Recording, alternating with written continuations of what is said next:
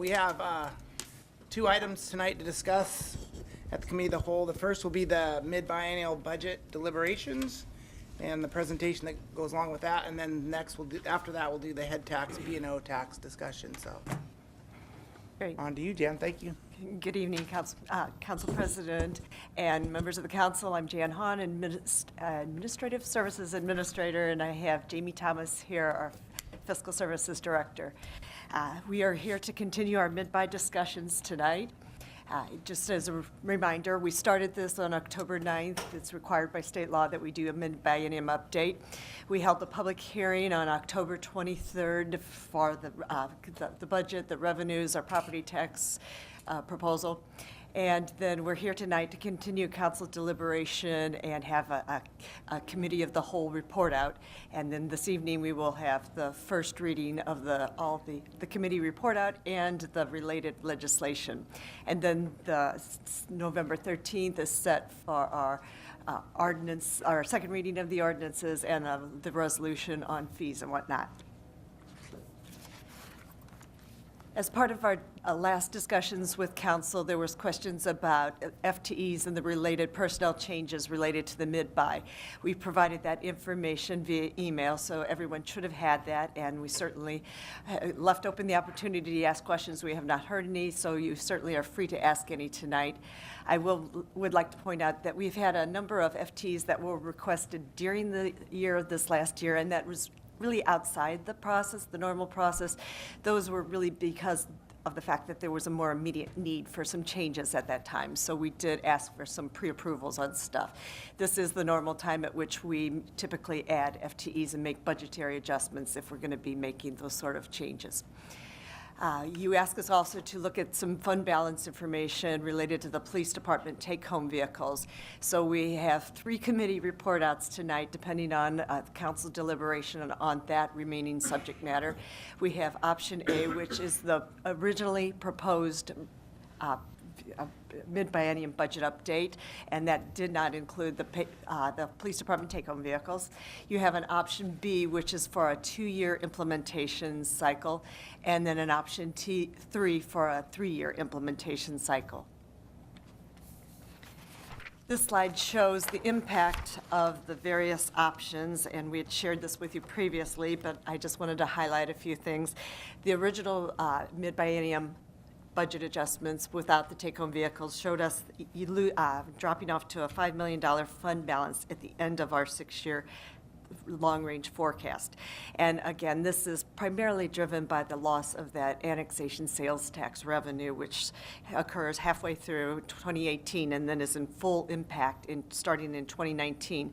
So we are literally getting $3 million less in revenue for each year. So we had recognized that we would need to have a discussion and make some decisions around that with the implementation and an adoption of the 2019 and 2020 budget. The option B is the second one shown there, which shows that we pretty much go through fund reserves because it's expediting the implementation of that program. And then option 3, which is the 3-year implementation schedule, shows us drawing down on fund reserves, but not quite as quickly as option 2. So we do have some financial impact, and regardless of which option you choose, we will have to have that discussion about is there a tax increase or is there a service level reduction when we have the discussion and budget deliberation in 2018. So again, this is the night to deliberate. We are happy to answer any additional questions you might have related to the FTEs. We're happy to answer any questions you might have relative to the police department take-home vehicle plan. And so with that, I will just turn it back over to you, Council President. Okay.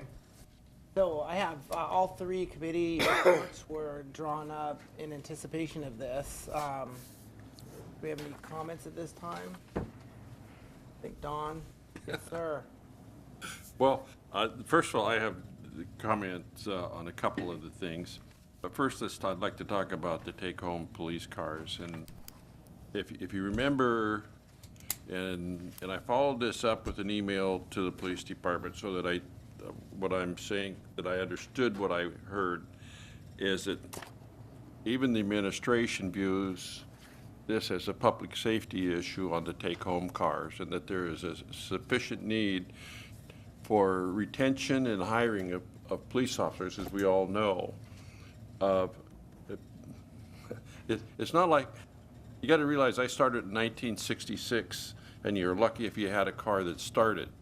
So we've evolved, and today now the young people are saying, hey, I want to go here because I get a take-home car. I want to stay here. In the history of Renton PD, we've never had as many people leave to go to another police agency because they have take-home cars and we don't. So I think it's important that we do the take-home, authorize the take-home car, and I think it's the sooner that we can do it, the better it is, because it costs us a lot of money every time we lose an officer to a different agency just because of something that we're going to do anyway. I mean, I think everybody, the impression that I got from the administration and from the rest of the council is let's do this. And so really the question is the timing. Personally, I'd like to see us do it in 1 year, but feasibility wise, it isn't possible. It's not a doable situation. But I've checked with the city shops. A 2-year program of phasing in the cars is feasible and they can get it done. I've talked to the police guild and they obviously think the 2-year phase in is better than the 3. So my recommendation to the council is, hey, we need to find the money and do it on the 2-year cycle. And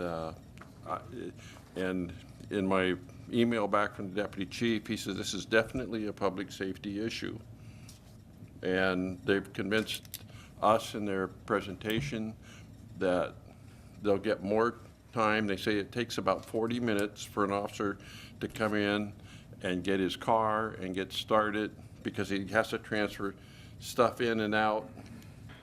And at the end of the shift, the same thing happens again. The guy has to take his out. And then this summer, in talking to one of the sergeants for the 4th of July, they didn't have enough patrol cars to field the people that they wanted to in the number of cars, so they had to double, instead of having, say, and I'm going to make up a number, instead of having 20 patrol cars out, they could only have maybe 12 because they didn't have enough cars to put the 20 people in, so they doubled people up, 2 people to a car. And I guess that's my feeling on that, and I would encourage the council to go for the 2-year replacement. Mr. President? Yes. Yeah, Foreman. I just like to say I agree with Mr. Person, and I also think, I know from when council discussed this before that we all seem to be in agreement that this was a good use of funds. It's a fairly inexpensive way, relatively, to improve our retention of the officers that have been leaving for other departments. And then I also want to add to Don's good arguments for the 2-year phase-in by just saying I think it's sort of a basic fairness. Once we start making this available for officers, I'd really like it to be available for everybody as soon as possible. So the 2 years seems like reasonable. I mean, you don't want to be buying the cars faster than that. And then I thought the last time we talked in budget, we had just a little bit of we'd had a little bit more going into the next year, a little bit more of a surplus. So it seems like maybe we just sort of bring that forward to do this. And for anybody listening, as a reminder, the extra car purchases, the cars are going to last us longer once we make the purchases. So we'll make up the money in future years. Not quite all of it, but certainly it's valuable for the city to be able to retain the officers and make it more efficient. It also alleviates parking issues here. We don't have officers bringing their cars here to City Hall and parking them, so that's going to help too. So. Yeah, it felt like the benefits were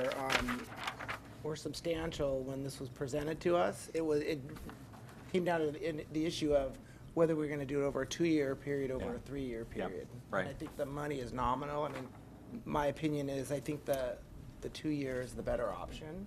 And that seems to be the consensus at this point. Do we have anybody else? Nope, If I not, agree. I will sign the committee report and we will move on to the next item. I, Oh, sorry. First of all, I want to, and this is not a decision point for tonight, but it's something I think that need to be, I would like to bring up for discussion for future budgets. The process on getting reorganizations and waiting to just this budget time. Yeah. It's a time when we're busy, we get inundated with information, and we've kind of over the years have done it when a department says, I need this done, it comes to the full council and it goes to a committee and it's vetted, and it comes back and there's a lot of discussion.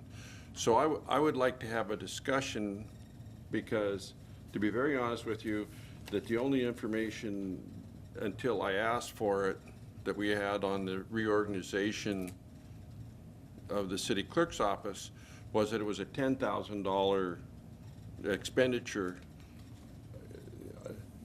And here again, we can discuss this later, but I think in reality, it becomes a bigger issue because when you start moving a reorganization and you start people at step A, there's a 5-year payout.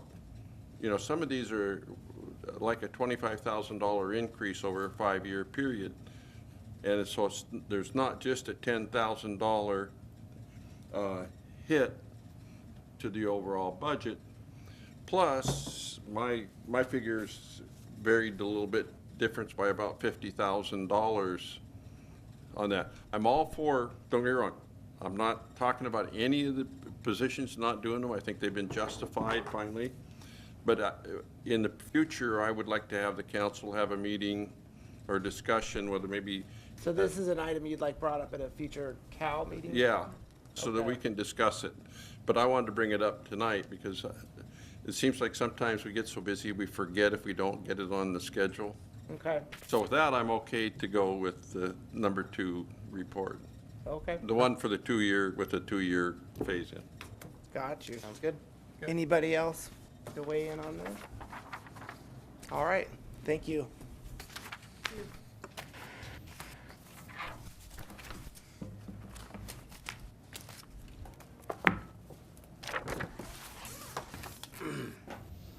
Squeeze up.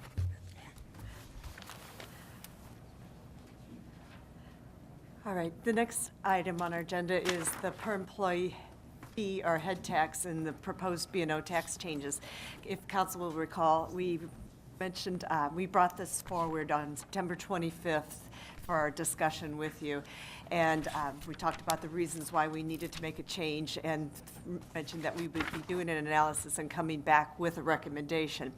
So tonight we have Nate Malone, our tax auditor, and Carrie Roller, our financial services manager, here to address and make a presentation with regard to the recommendation.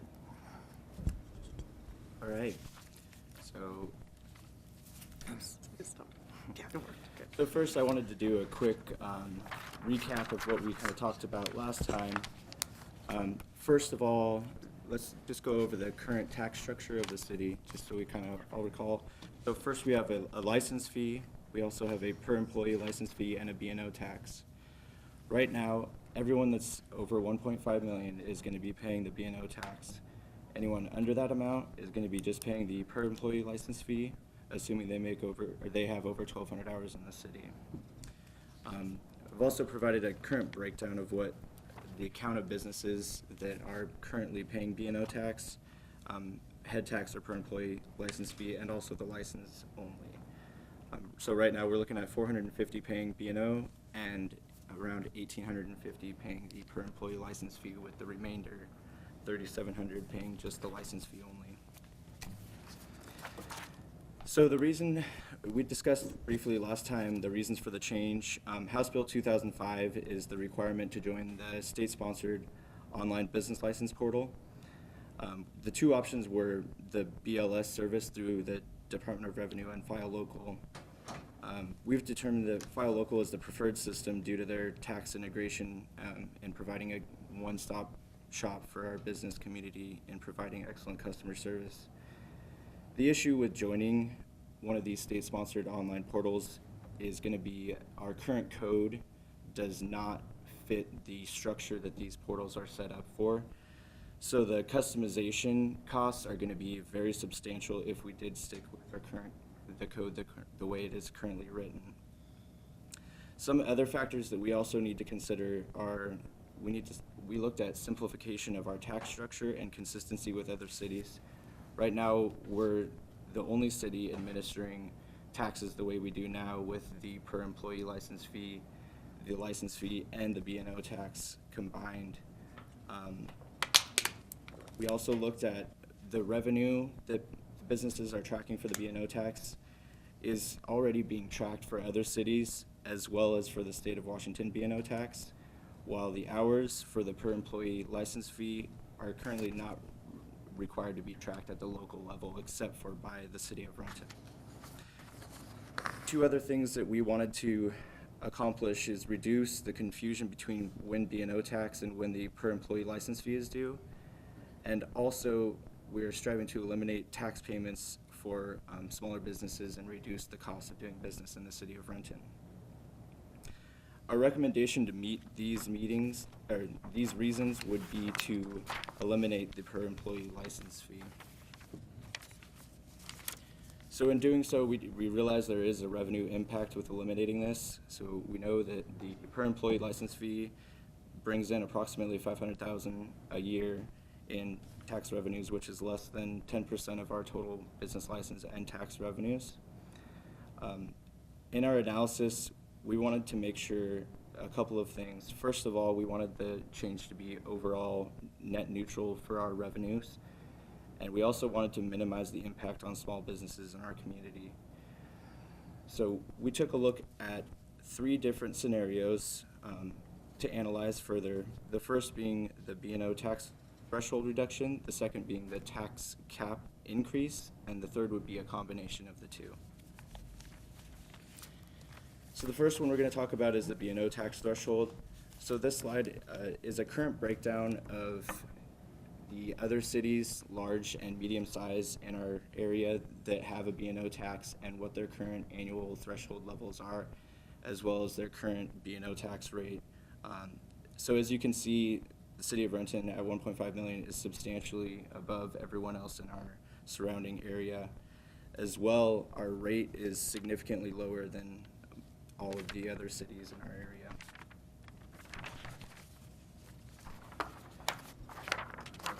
So with the B&O tax threshold reduction, we looked at 3 different scenarios to analyze further. The first being reducing the threshold to $1 million. And we know we're going to be losing the $500,000 if we eliminate the per employee license fee. So the 1 million threshold level, we would be gaining $185,000 of that revenue back through additional B&O tax funds. And approximately 185 businesses would be moving from the head tax or per employee license fee to the B&O tax. As well, 1,600 businesses would be moving from paying head tax to just paying the license only, so they'd be seeing a reduction in the tax paid. The second option we looked at was $750,000. Again, this would be recouping $290,000 in our revenues of $500,000 that we lost. We'd be gaining 332 B&O taxpayers that were previously paying the per employee license fee, and as well 1,500 businesses that were paying the per employee license fee would be paying the license fee only. And then the third threshold level that we took a further look at was $500,000, and this would be bringing in $410,000 of the $500,000 that were lost by eliminating the head tax. Also, we'd have 583 businesses subject to B&O that were previously subject to the per employee license fee, and 1,267 businesses that would just be paying license only that were paying the per employee license fee before. One thing to keep in mind, even if we do lower the threshold down to $500,000, we're still double any other city threshold for B&O taxes.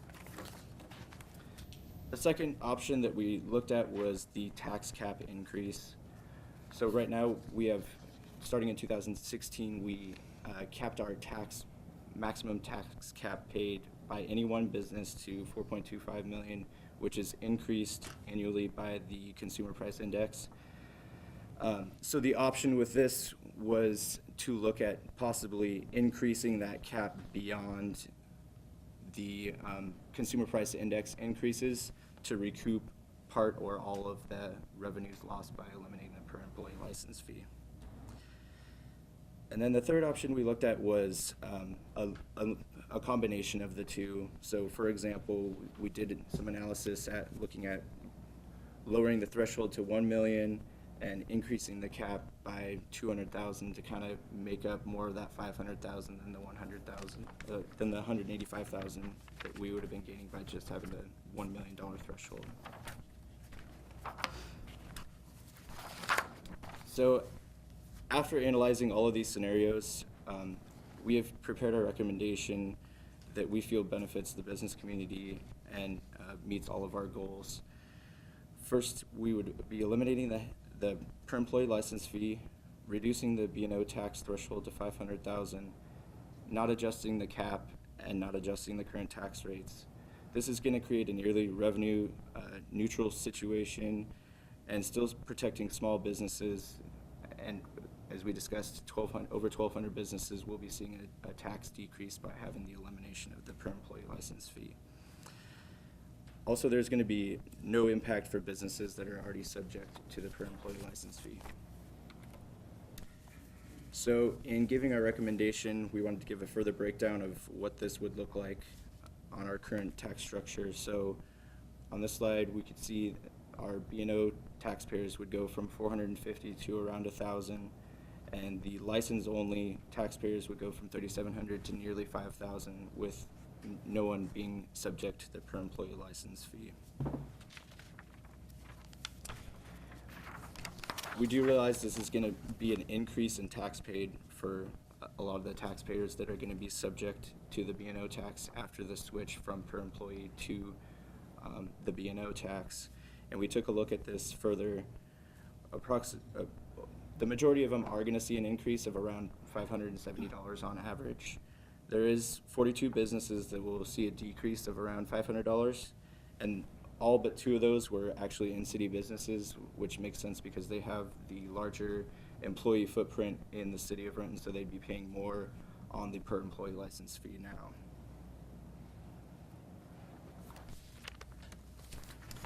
We also took a further look at what industries we would expect to be impacted the most.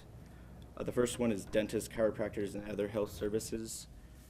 We had about 98 businesses that we identified as being impacted by this, and about a $500 average increase. The second one would be accommodation food services, like restaurant chains, fast food, bars, and other restaurants. 74 of those, and about a $350 average increase. Third, construction, 67 businesses at $600 average.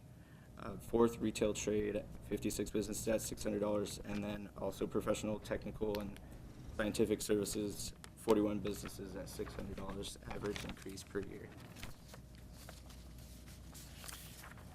We also wanted to give you guys some examples of what the impact might look like on some businesses in our community. So this example is for like a dentist, chiropractor, or other professional service that's located inside the city, that has 5 employees and makes approximately $800,000 in revenue in Renton. So they previously would have been paying around $337 in per employee license fees, and now would be paying $680 in B&O tax. So about a $340 increase for that business.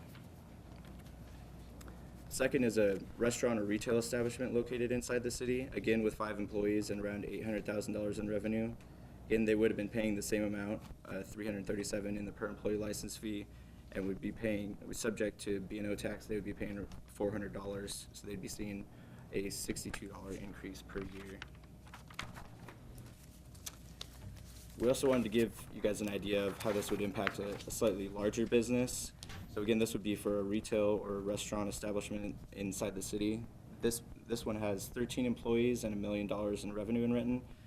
So they would have been paying $870 in the per employee license fee, And under B&O, they'd be paying $500. So this is an example of a business that could potentially be seeing a tax decrease by following our recommendations. The last example we wanted to show was for a business that's located outside the city of Renton, that has one employee located inside the city, and again, $800,000 in revenue inside the city. So they would have been paying around $67 previously, and now would be paying $680 for around a $600 increase. And that again is because they do have a small employee base here, so they would have been paying a minimal amount while still having the revenue of the other businesses that are located inside the city.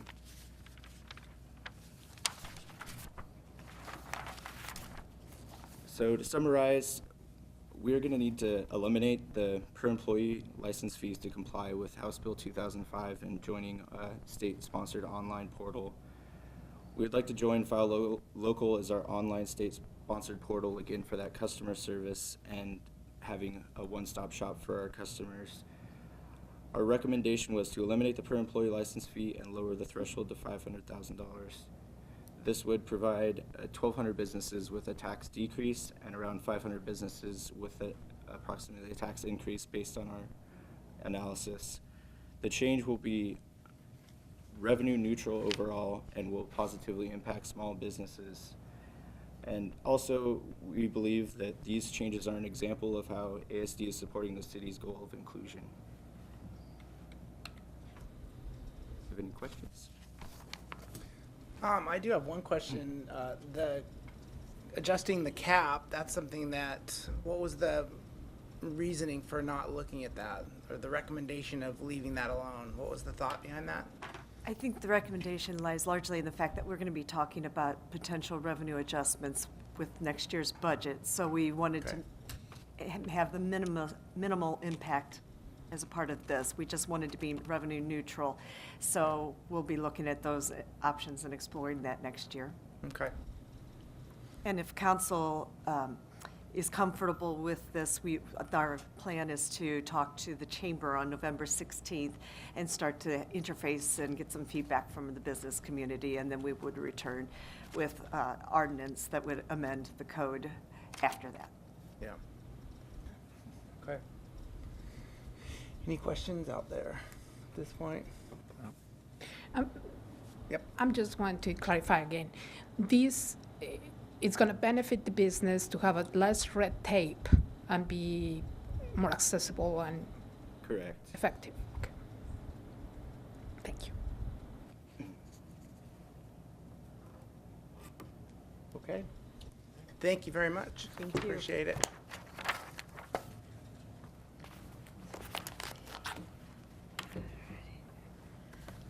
We're done? I think we're done. We're adjourned. Thought we had something else, but we don't.